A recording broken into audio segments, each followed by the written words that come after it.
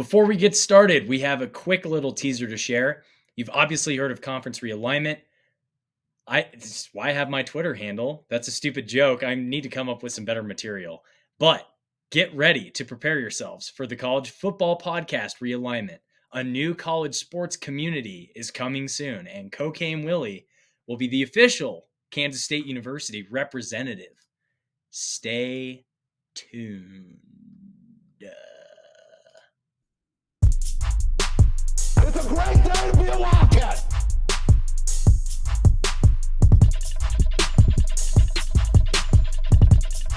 You actually have to be on cocaine to be on this podcast? Cocaine.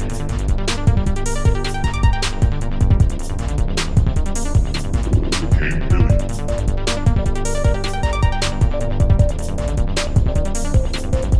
Cocaine.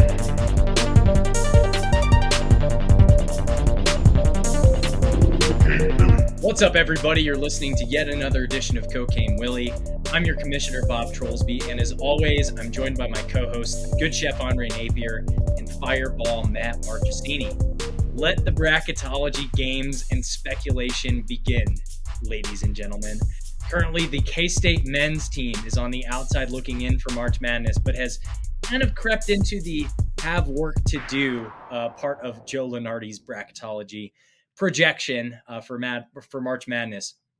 That's the good news. The bad news is they're facing two top 10 teams in KU and Iowa State in the final three games, and two of those next three games are on the road in Allen Fieldhouse and against Cincinnati.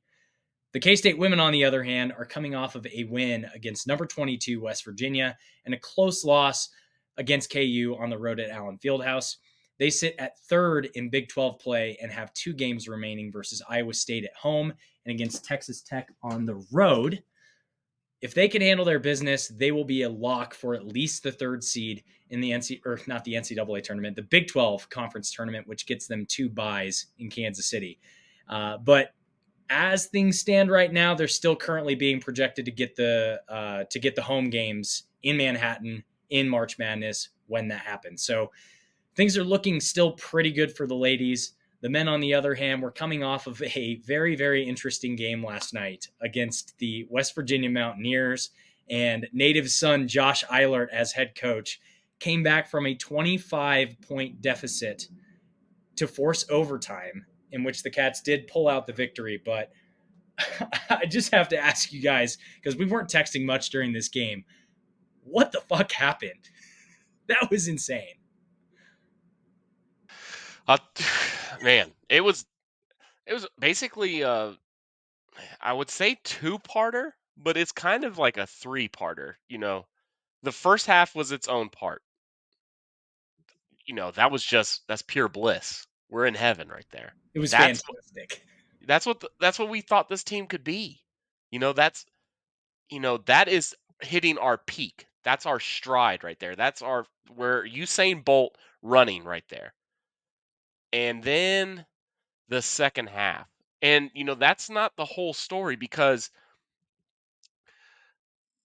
they hit the first 5 points of the half. Tang calls a timeout. Don't stop the presses for that. But, he did call timeout, and we extended the lead back to 25. Now we're getting to the 11-minute mark. And this is another part of the game, another part of the story. I guess you can say it's a four-parter. But from the 11-minute mark, woof, until 1 minute to go, I think they outscored us by like 29 points. It was a 29-point differential in 10 minutes of gameplay. I think they went on a 19-2 run in like a 3 or 4 minute period of time in the second half there. That's tough. It was brutal. That's tough. And, for the people that say Tang doesn't call enough timeouts, this is our whole thing right here. This is the Odyssey. This is Homer's Odyssey of storybook not calling timeouts. This is it. You can't call it you can't be any worse in terms of game management than that.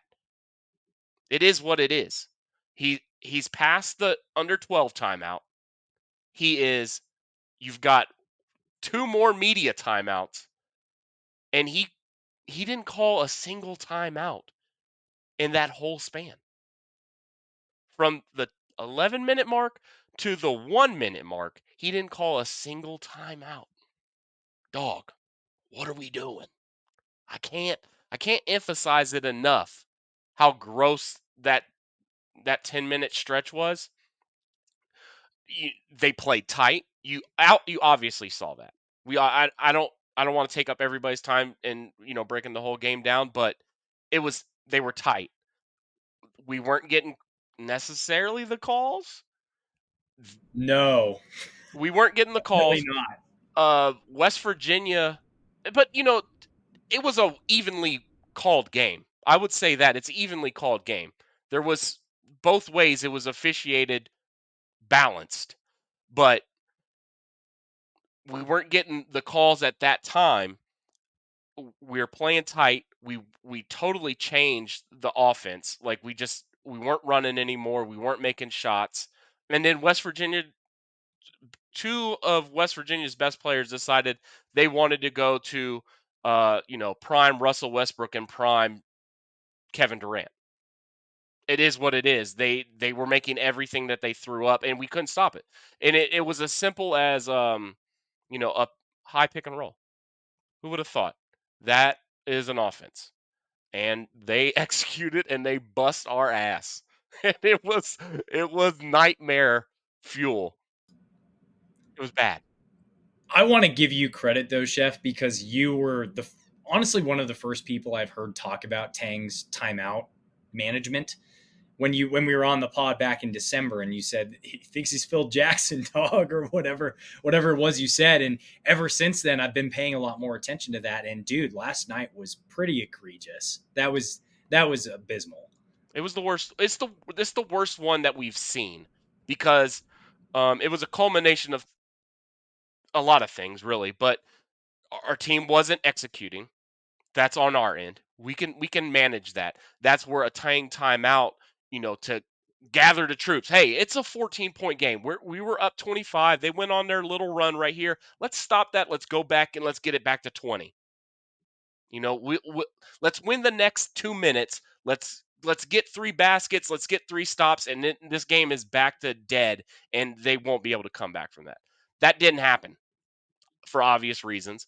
And then, like I said, West Virginia played their best basketball that they possibly could. They had the energy. Kurt Kriisa was, he was talking shit. I will give Kurt 25 Kriisa points. I will give Kurt Kriisa this. He was talking shit before they came back.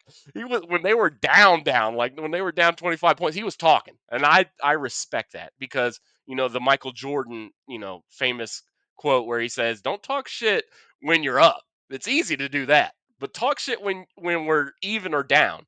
And I can respect that. So Kurt Kriisa, he's got my respect because he was clapping in Tyler Perry's face when they were down 24 points. So credit to him. He carried the squad, and then Raekwon Battle. We all know what he can do, and that step back three contested, wide open. It doesn't matter. It was going in. It was his half, and what did he? Somebody give me the 3-point numbers, but I don't know if he missed one until like the last shot. Raekwon Battle was 6 for 9 from 3 with 28 total points, which is And I know lights out. And that's, it's only 1 point less than he scored against us when he was with Montana State last year. And the thing about it, he scored 4 points in the first half. So he was cooking. He was cooking. And I put that. That's where the timeouts are necessary. Like it's not the NBA. The NBA, you can let these guys do whatever they want because if they decide they want to play defense, it will happen. If they decide they want to score, really in the NBA, if a player decides that he wants to score, it's gonna happen. It's all up to them. But in college, these a lot of these kids are not going to touch a basketball after they leave Kansas State, and they've got to be told, "Hey, we need to buckle down here. Let's get a game plan for the next minute and a half, 2 minutes. Let's do this, that, and the other." Well, that's why you see a lot of coaches in college yelling because you can inspire your team to do something if a team, and we'll get onto the fans and lack thereof, but you stop momentum for a team like West Virginia's doing and get the crowd somewhat back into it, a lot of things can be mitigated by just a rightly called timeout. It's not like he called one he called one minute into the first half, I mean second half. And you saw what happened. We stretched the lead back up to 25. And you've got two timeouts. If you think that you've got a 20-point lead and that you can do something with it and get it back up to 20, you won't need another timeout the rest of the game. Why do you need two timeouts going later into the game? It's a 20-point game. Make sure that it doesn't get anywhere else. And it's sickening that it happened that way again. So it just keeps, it's a nightmare that never ends for me. And I have to say the word timeout 100 times a day. As a parent, saying timeout.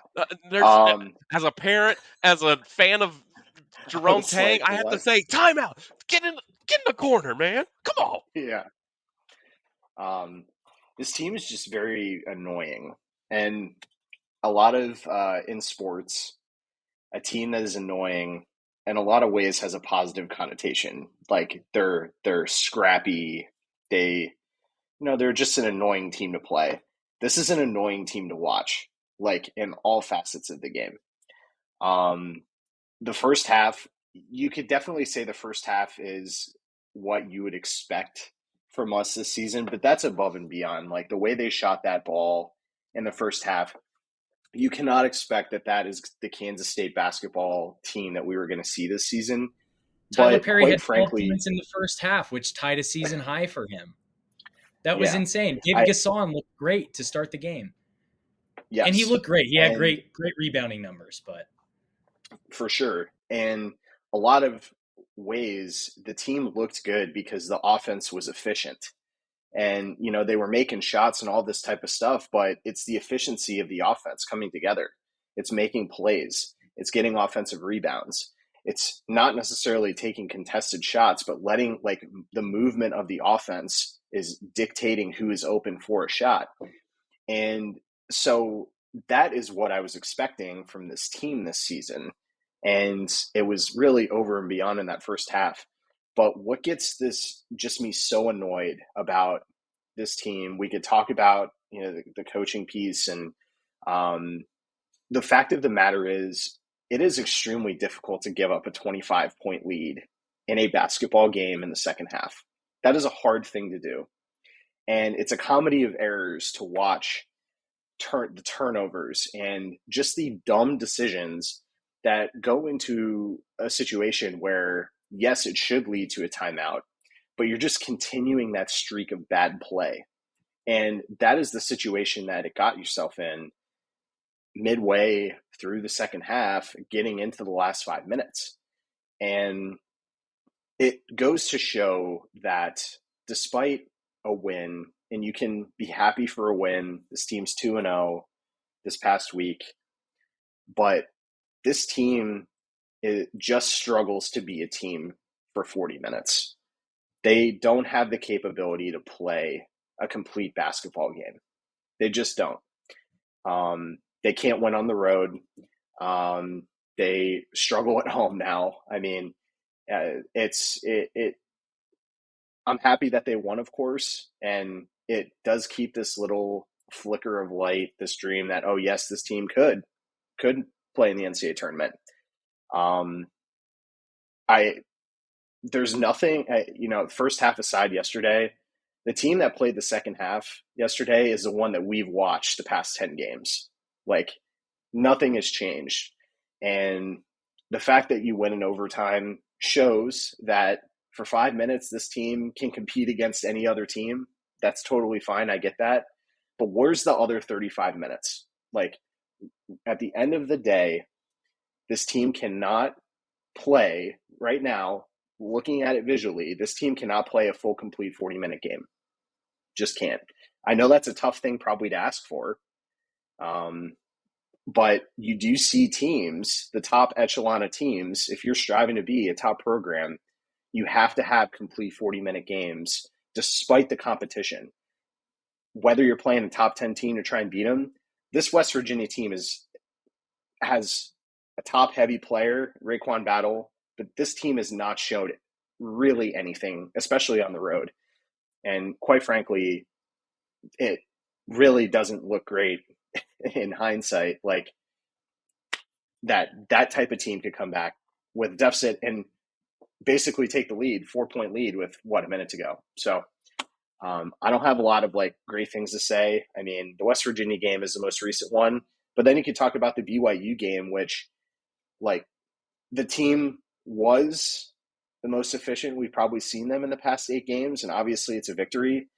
But Yeah. it was a lot on the defensive end that caused that, and how good this team can be defensively, but they just can't put it together on offense. And I said that last week. And yesterday, the fact that a team could go on a 38-9 run shows if you're off defensively, you don't have the offense to save you.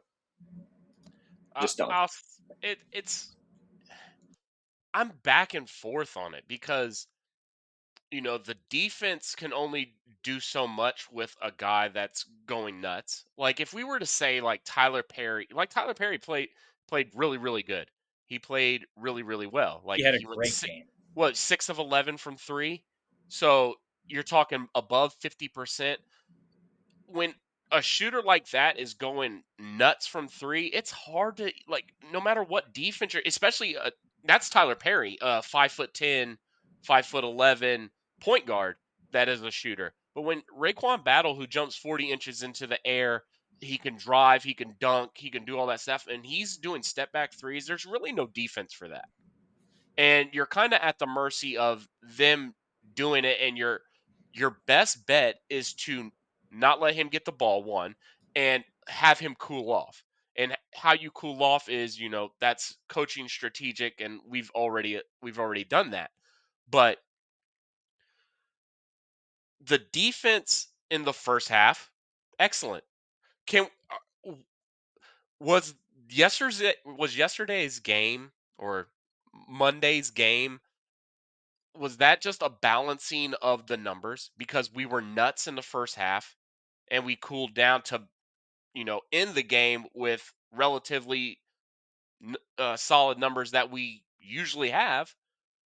And West Virginia, they are bad, but they have scorers, so like they were ice cold in the first half, and they caught fire in the second. Well, it's just the balance of the universe kind of coming into play and saying, "Hey, we have to do this," because I thought it was going to be a tight game before the game started. I thought we were going to be in a competitive game because the team that we saw in Morgantown was not the team that we just played.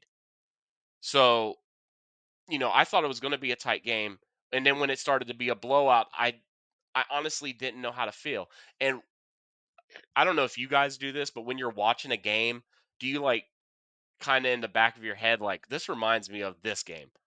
Like this reminds me of that. So for me, when I'm watching this first half and we're up 22 at halftime, I'm like, this is the Cal game from last year. This is exactly what happened. Yeah, you This, said that this, on the text thread too. I was like, this is the Cal game. And that was before they went on their run. This is at halftime. I'm like, oh, this is going to be the Cal game. I can feel it. And lo and behold, here they come. I Man, it's didn't ha- tough. I didn't have that happen, but I had a moment when we were up 25 where I thought there's no way that they can blow this lead, right? And I was kind Right. of like, right? No, they're going to. They're going to find a way for this thing to become a game because feel like that's just this team's MO. Whenever they get up and they have a lead that's significant, or if they're down by a significant amount and they make it a competition, they either can't get over the hump to then Hmm. take the lead, like that Iowa State game that we already saw, or contrary to that, like if they have a lead, they find a way for it to become a competition, let the other team get back in it somehow, some way. I feel like that always happens. I feel like sometimes it does, but like people fans and people that cover this team, they like ignore like the game. Like I was listening to the three mall, not three, yeah, three mall podcast, and they were talking about this offensive output in the first half and stuff, and how it wasn't a complete game because of the second half, and that's true. But we've had complete games where we've dominated a team from the start to finish, and I mean UCF was the one that comes to mind for me. That was the very first Big 12 game. I think we won by 25, and from the very beginning of that game, I remember we were just going nuts. So I can see this team does do this, but it's not always the case. But I think we'll never be as good as we were in the first half, and I don't think we'll ever be as bad again as we were in the second half. So it's kind of just like finding the that balance to just get a complete game, similar to what BY to me BYU was a complete game. Yeah, I would agree with that. And when you look at the game flow and everything on ESPN or whatever, yeah, there were some moments and stuff in the first half where it got kind of close and or they tied it up or whatever. But the second half, they had the gap and they kept it pretty wide the entire time. And it never felt like that game was out of reach for K-State. It never felt like we were letting BYU back into the game, especially in the second half, because they Right. closed out the game appropriately. But I really hope that Opus Clip, the tool that we use to put out our TikToks and reels and stuff, gets that clip of you saying we are not going to see a game like that second half ever again. I pray that we don't, because for me, I think, like I said, I don't think we will. I think, man, we'll get into future talk here in a little bit, but it's just it. This game was very, very weird. It was, I mean, it was Nightmare on Elm Street for a little bit. Like it was the worst thing I've ever seen. I was sweating. I've never sweat like that before during a basketball game. I thought I was having a stroke. Oh, babe. I mean, we had 16 turnovers yet again. And so I'm convinced that we can easily see a second half like that, especially in road games, the next two road games, because this team just, I mean, they don't play well on the road, but they can't hold on to the basketball.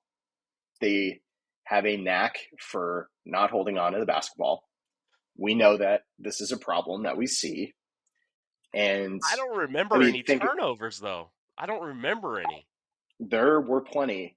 The thing in this game, the turnover, West Virginia did not have 1 point of ours, or 1 point of theirs from our 16 turnovers. That's huge.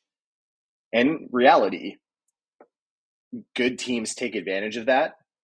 I mean, I would argue, but that was a huge key for us that coming off a turnover, West Virginia was not able to get the basketball in the hoop. It was a 16-6 turnover disparity. Like, I don't know. This team is just so annoying. It just goes back to that statement for me. Like they're annoying to watch because as a fan, I can enjoy the good moments that they put out there, but it's just these self-inflicting things that ultimately have drugged this team to where they are right now. And you think after the first half, oh, maybe they've found like a way, and then no, like obviously not. So I'm bringing down like it's a pity party, I guess. I'm bringing it down, but like I'm being pretty realistic right now. I mean, it is hard for me to like expect that there's going to be improvement with what 4 games left and 3 games left in Big 12 play. They are These turn still 338th out of 351 teams in NCAA Division One in turnovers, like total turnovers per season. right. And the closest team that I can see that's like a relatively decent team is Memphis at 304th, which is just kind of a hilarious connection there. I'm going to leave it at that. But the turnovers for me, like in this game, I mean, Kaluma had 2 offensive fouls. He got called for 2 travelings. That's 4 turnovers right there. Like I don't count those as turnovers to me, like especially the travels, because that's Euros. Like what is he supposed to do? That's what he does. And the offensive fouls, I'm not going. He's being aggressive. He's trying to get to the basket. The ref How is just it not a turnover though?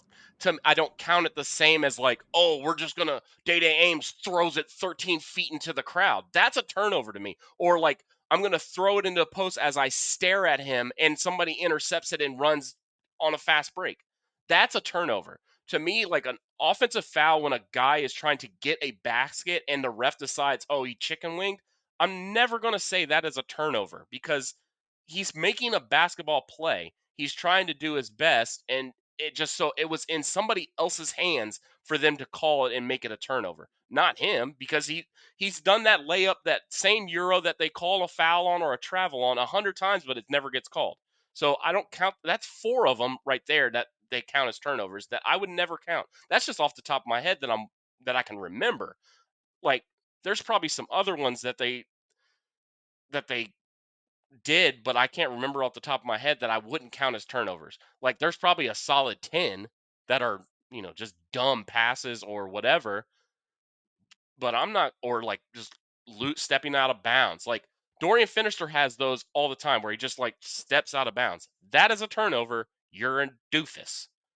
But Well, like not anymore because he Arthur doesn't Kaluma play. trying to get a bucket Sorry, when he Dorian. just scored 28 the last game doing that same euro during those same offensive drives, I'm not going to count those as turnovers in my book. Did I just He cut doesn't out? play. No, it's probably me. Oh, okay. What's happening? Matt's just doing the robot over there. What's wrong with that? I don't know. He's doing the Oh, robot. keep going. Keep going. Okay, but that's the turnover Cincinnati. for me. Do we want to talk about Cincinnati? Yeah, I do. Because in my And you're going to be there. I'm gonna be there. So your insight is almost more valued than anybody else here. I've only watched Cincinnati like 2 times, and they just don't look good. They're big. They're definitely oh shit. They're definitely Keep big. going. But their arena doesn't scream hostile to me. No. It's a fifth third arena. It's 11,000. So I don't know what that means. What is Bram 10,000? Bram is, technically, Bram used to be like 13,000, but now it's 11. Okay. Oh, so maybe fifth third is 12, but they don't sell it out. Anyway, Cincinnati, we have to have it because in my book, if we get Cincinnati, I feel like we're going to skyrocket up into this, echelon where we're right there on the bubble. Dude, the metrics love Cincinnati for some reason. I I don't know why, but if we can get Cincinnati dub on the road, that is massive for the program. We'll be what? We'll be 18-11, 8-9 in 8-8 in conference, right? 8-8. 8-8 with a win against Cincinnati. With your biggest rival coming up and Iowa State, who you want revenge mode for. A top 10 Iowa State team who's playing pretty well. But think about what Cincinnati is in the net. What are they, like 40th? They're like in the 40s or 30s. The low 30s. I don't know what their score is with Houston. I'm sure they're getting drug. But yeah, they're down 16. No, they're down 6. They're 45th. They're 45th in the net with a 16-11 record overall. Okay, that's a quad one. They've got worse quad one record than we do. They're 3-7, 2-2 in quad 2, 2-2 in quad 3, and 9-0 in quad 4, which I guess is lifting them up right now over us. I guess. Yeah, because they probably did the Iowa State. Iowa State. I don't remember who else was doing that in their BYU just to get their numbers up. They skull drug these absolute terrible teams. And their quad 2 is better. Their quad 2 is 2-2, but they didn't play hardly any quad 2 teams. They're 2-2 in the quad 2 and the quad 3, and we are 4-5 and 3-1 in quad 2 and quad 3. But the quad 1 alone, we've got 3 wins and 5 losses. They've got 3 wins and 7 losses. It just doesn't make any sense to me, Matt. I No, see you it shaking your doesn't. head. I don't know if that's what It you're shaking your puts head. my It brain just in a pretzel. the logic behind it just doesn't make any sense to me. Chef, I have to hope that your fandom brings us 20 points. You're It's the not. sixth man. It's not great You have to because be the sixth man for this. it's not great because I went to Butler last year and we got skunked. Here's the deal, Yeah, though. we did. You now know that there is a player for Cincinnati named Jizzle James. Jizzle James. I'm looking out for Jizzle James. Use that information however you want to. I might make a shirt for him involving jizz. Oh, I have cannot. No, I'm gonna start. There is nothing. This team. This team is not good on the road. They are 2-6 on the road. They Yeah. beat the LSU team, which is average. West Virginia is not good. I have. I do not have crazy faith that this team is going to go on the road and pull out a victory in this game. I just don't. But I but don't. but Cincinnati's not good at home. I mean, neither was Texas, but we played those games close. Oklahoma State. We played it close. I It's hard. I don't know. It's I it's just it's hard to win on the road, Matt. it's That's hard. confirmed. It's hard. Like it is hard to win on the road. Confirmed. We're not seeing this just in the Big 12. Like it's hard to win on the road in all conferences. Hmm. And so, like my entire thought process with this of like winning these games, you have to have if you can pull one game out on the road, but then we have the Texas game, and then Hmm. I mean, you made the BYU game on the road close, but you laid an egg in the first half, and you really just did not execute in the first half. If maybe you played well there, yeah. I mean, it's just such a struggle because this team does play well in a general sense at home, but they don't keep that identity on the road. And I mean, is this out of the last three games, people are putting an assumption that the Iowa State game's at home, like we have a really good shot in that, which we do, because Yeah. it's going to be a great environment. Just it's going to be an environment like the KU game for that game. I really do feel that, but the KU game, no, not a lot of confidence in that one. So it's really like this Cincinnati game probably turns the tide if you think this team is going to make it to like be in the talk for an NCAA tournament team. They have to win this game. It is not like if and or but, like they Yeah. have to win this game. This is the It's definition of a must-win game. it's an elimination game of sorts for Totally. both teams. Yeah. For me, Yes. Cincinnati is Yeah. is hanging on by a thread. K-State is hanging on by a thread. If you have the heart to win this game, that says a lot about your season. And for me, my expectations going into this last 5 games were that you go 3-2, and then you hope and pray that you get something going in the Big 12 tournament. So you win this game versus Cincinnati, I think you're playing with a little bit of house money because the KU game doesn't affect you at all unless you win it. If you win that game, but let's not put the cart before the horse. When was the Uh, last time? Jim Woldridge, 2005? I don't That had to have remember. been, that was the last time, right? There is no fucking way. I hope Mhm, Opus Pro picks this up. There is no way. I'm mhm. sorry. I'm sorry. Like, I don't see it. I don't Yeah, see it. yeah, but for the Cincinnati game, okay, I want to ask you guys a question real quick. What should be my etiquette? Because I feel I've been in road environments before, but I feel like this one's going to be a new level of isolation in terms of me being I feel like I might be the lone K-State fan. Oh my, There is one guy on Twitter that confirmed that he'll be there, but I have no idea where he's sitting, and I think he's old. But that's fine. That is fine. are you I, young? I'm not young, but I will if I have numbers behind me, I'll be rowdy like I'm young. Um, so I'm wondering what my etiquette should be. I'm bringing my wife. My lovely wife will be there, so uh, maybe that will tamper me down a little bit. In general, I feel like in road environments, you have to be fairly respectful. The exception to that, I feel like for me, was 2016 at Baylor in football when we were chanting. I went with shout out to good friends Sam Edwards, Cameron Banning, and Wait. Caroline Bush. We all went to the Waco K State Baylor game, and we were chanting "No means no" in the Oh, we stand, throttled them in that game. We and we killed beat them.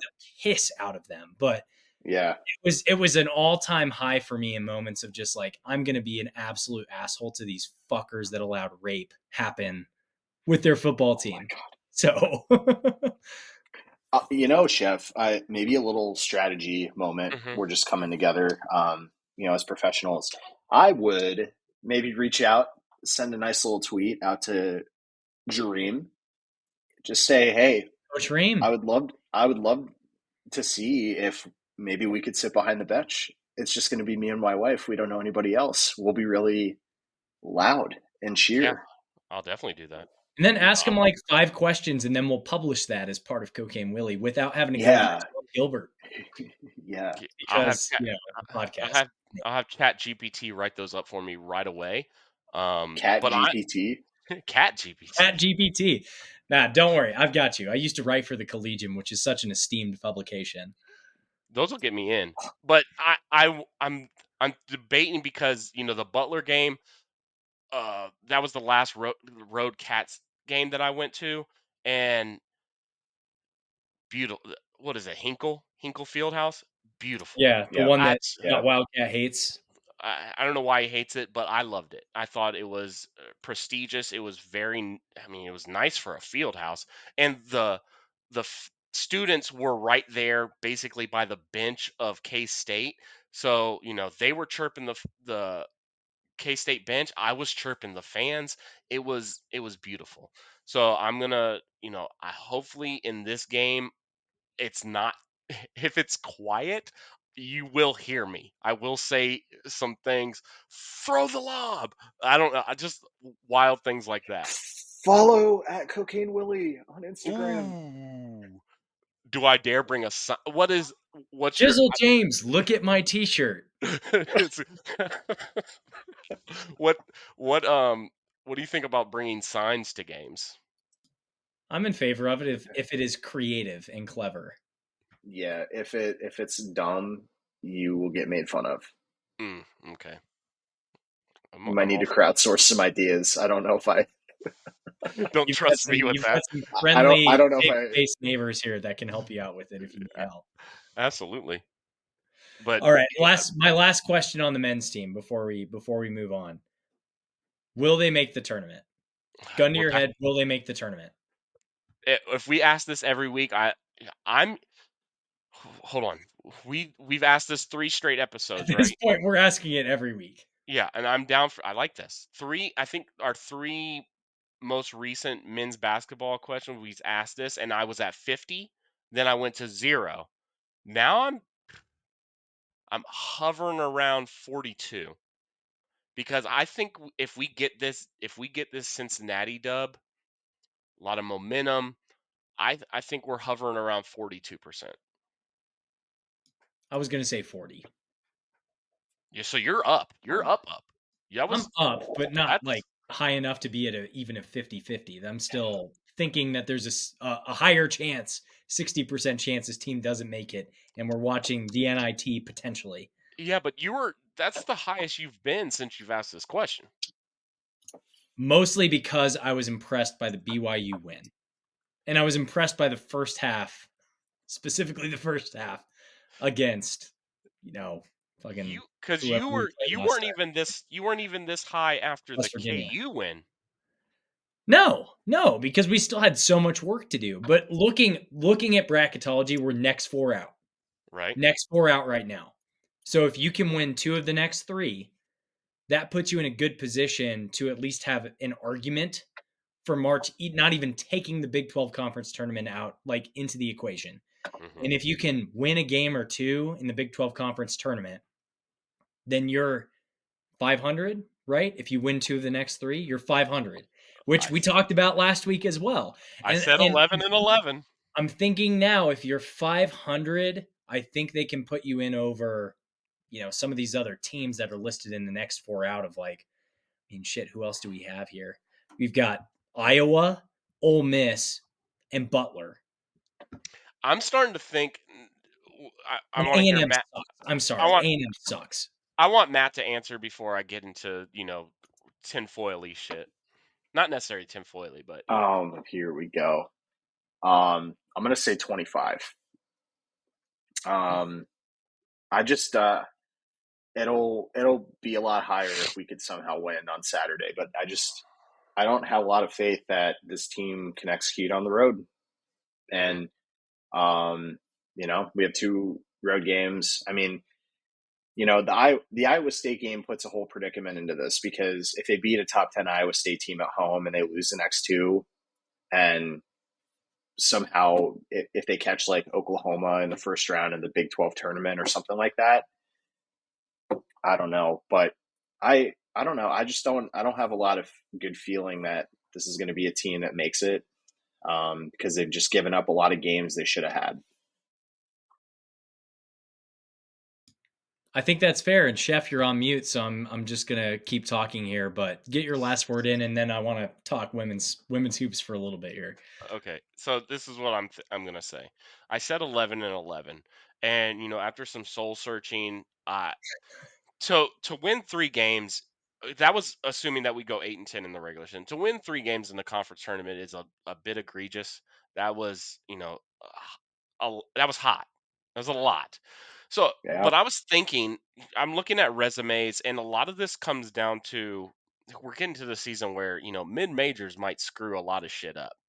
Um, but I think if we win this game at Cincinnati, um, you somehow squeak an Iowa State win. If you get an Iowa State win, I think we're a lock. No matter what happens in the Big 12 tournament. I think if we're 19 and 11 with, 6 or 7 quad 1 wins. Cuz what are we at right now? We're at 5 quad 1 wins? No. There's no way it's only 3. yeah, 3. We're at 3. 3, We're at 3 and 5. But Okay, that puts you at 5. if you get 4 quad 1 wins, that puts you in the top. I mean, it puts you in the top 50, I think. No, but what I'm saying is if we get Cincinnati and we get Iowa State, that's 5 quad 1 wins. That's rare air Great point. somewhat. That's a You great point. that's 5 19 quad 1 wins puts you essentially in the top 30 in quad I've 1 wins. I've seen a lot of teams, a lot worse teams make the tournament at a 19 and 12 record. So I don't think we necessarily have to do anything in the Big 12 tournament if we get this Iowa State and Cincinnati win. To me, I think we're a lock if we do that. Then it's just icing on the cake if you get one in Kansas City. That's a 20-win Big 12 team that's scheduled relatively hard in the non-con and came out with a almost winning record in the number 1 conference in America. I don't think there's any way. And there's there's talk about the people that are doing the selection committee are, they're looking at people who scheduled hard in the non-con, and they're gonna hammer these guys that have 300 plus non-con schedules that loaded up, and they're not computers. They can see who you played. So for me, I think scenarios are gonna be running rampant in my brain while I deliver mail for a while. As always, there's nothing changing about that. No, there is not. No, there's not. And pivoting over to the women's team, so The women's team also in an interesting position. They are more or less guaranteed March Madness bid at this point. There's not really a whole lot they could do to miss March Madness at this point, but it's more or less talking about seeding. Where are they going to end up in the Big 12 tournament, and where are they going to end up in March Madness? Are they going to host the first and second round in March Madness, and are they going to get a bye or two byes when we look at the Big 12 conference tournament? This loss most recently to KU, which happened on Saturday at Allen Fieldhouse, dropped them to 23-5 overall. They're 12-4 in Big 12 play. And looking at the conference picture, they're 2 games back from OU. They are behind Texas, who is in second place, who they lost that second game to. And they're alone in third right now, barring the results of some of the games tonight and tomorrow night. Who knows what else could happen? But it was just an interesting game against KU. I feel like it was a really close matchup. I watched 99% of the game. It was a close matchup for most of the game. Yoki had a pretty good night. I mean, she was 14-4 against KU. She was 34-12 against West Virginia last week, which was kind of insane to watch. Number 22 West Virginia team. So you get, let's call it a quad one win against West Virginia, if you will. And I know the women's side is a little bit different, but you get a quad one win against West Virginia. And it's interesting watching them. They are currently projected as a 4 seed in the NCAA tournament, meaning that they would be clinging to hosting the first and second rounds. But they're really kind of on that. They're towing that line of whether or not they're going to host in March. And it's just going to be interesting to see that shake out. But what were your thoughts coming off of these last 2 games against West Virginia and KU for the women's side? Knowing that the KU game was still pretty close, but granted, it's a worse team. It's a team that's got an above average conference record, but it's a team that's it's not quite up to snuff when you think about the Big 12 conference championship title type of teams. I mean, the women's team also kind of suffering a little bit here recently of not being able to win games on the road. I will start with the West Virginia game. That was an incredible game that Ayoka Lee had. 34 points, 12 rebounds. Quite frankly, with her not being 100% healthy, that is just an absolutely wild stat line to me. And it was amazing to see how good this offense can run with her there. Just the passing to get the ball to her was extremely good in that game. And it does show that this team, despite kind of this late season, I don't know, they haven't been 100% the end of kind of the last 6-7 games of this season. And obviously a part of that is Ayoka Lee not playing, but it does seem like they struggle a little bit more on offense to try and run an offense when she's not in. And that makes sense because she's so good.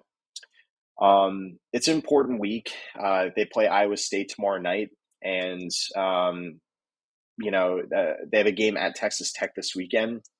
So you are ending the game, or you're ending the season with a game on the road against what you could classify as maybe a little bit of an inferior opponent. I think that's going to be a pretty good test of a game. Can this team not just win at home, but win? I mean, environment aside, winning a road game again in the Big 12 is very tough to do. So can they end the season here 2-0 and go into the conference tournament where anything is going to happen in these conference tournaments? This is for the men's side and the women's side. And I think there's going to be some upsets, hopefully not us, but I think there's going to be a very good path for this team to make it to the championship. As long as everybody's healthy, they feel good. And the Big 12 tournament is going to really help from a seeding perspective. But if this team could go 2-0 this upcoming week, I would say they are very certain that they'll be hosting, which would be an awesome achievement, and go from there. The girls, I'll keep it to these 2 games because you did a pretty good breakdown of the Big 12 seeding and stuff. But if you, like you said, watching that West Virginia game, because there was some miscues on that late game stuff where they're missing free throws, which is not like them. Yoki missed a lot of free throws. the Glenn twins missed some free throws, which is weird. So Briley missed some clutch free. She's like 86%. So and Sundell's been getting hurt like every game. It seems like she's been getting hurt. But you watch that West Virginia game and you see how dominant Yoki is. That gives you those flashes where like if you have a dominant big like her, it's hard for these girls to match up with her without fouling.